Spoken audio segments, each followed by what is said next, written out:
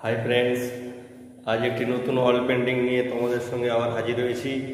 নতুন একটি ওয়াল পেন্টিংয়ের কাজ চলছে একটি বেডরুমের মধ্যে। দেখুন কাজটি কেমন হয়েছে। কাজটি চলছে, আর কাজটি ভালো লেগে থাকলে অবশ্যই কমেন্ট করে জানাবেন কেমন কাজটি লেগেছে আপনাদের।